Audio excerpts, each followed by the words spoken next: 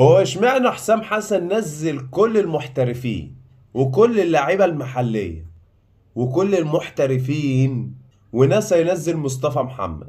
طب هو ليه مصطفى محمد يقعد احتياطي مع ان انت عارف ان مصطفى محمد مفيش في مصر مهاجم زيه ومكسر الدنيا بره؟ طب هو لو كان مقعد صلاح كنت اقول لك ماشي، ولو كان مقعد مرموش كنت هقول لك برضك ماشي، لكن منزل كله وسايب مصطفى محمد قاعد على الدكة بره. ايه السبب وايه التفاصيل؟ انا هقول لك. الموضوع ان زيزو لما كان مع الزمالك كان زيزو ده بيقعد احتياطي، ما كانش بينزل اساسي، وتريزيجيه نزل اساسي، ومرموش نازل اساسي، وصلاح نازل اساسي. وزي ما يكون المنتخب دوت عبارة عن لعيبة الاهلي ومنتخب مصر، لا ده لعيبة الاهلي والمحترفين. عشان تعرف بس ان الاهلي ليه ايد على المنتخب، وهو اللي يقول مين يلعب ومين ما يلعبش. يعني زيزو كان مع الزمالك بينزل تبديل، دلوقتي زيزو بيلعب اساسي. وطبعا ده مش حاجة كويسة للمنتخب، انك تيجي على حساب لعيبة في مكانها وتنزل لعيبة مش في مكانها وتلعبها عافية في المكان ده. بس خلينا في المهم. ليه مصطفى محمد قاعد احتياطي؟ مصطفى محمد يا صاحبي النادي الاهلي بعت له كام عرض؟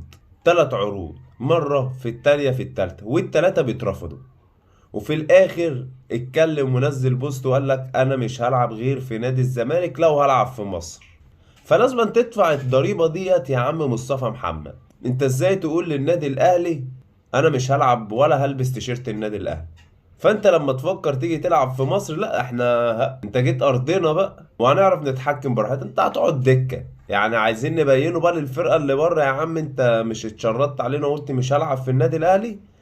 هنخلوا اللي بره يقولوا ان انت قاعد دكة والمنتخب بيكسب من غيرك. ليه بقى؟ لان المحترفين كلهم نزلوا زي ما قلت لك.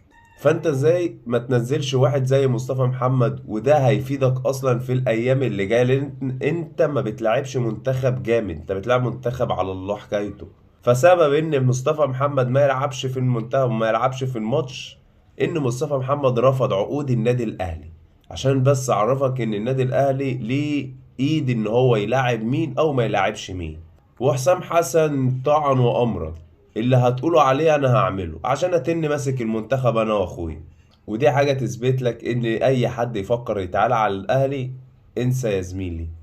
النادي الاهلي بوظ نادي الزمالك من كل حاجة. بيراميدز لما فكر ياخد الدوري مش هتاخده بسهولة ولا هتاخد الدوري. حوارات بتعدي ولاعب بينهوا مسيرته، يعني هم عايزين ينهوا مسيرة مصطفى محمد في المنتخب. احنا بيك من غيرك هنكسب، واقعد دكة حبيبي عشان خاطر انت رفضت تروح النادي الاهلي.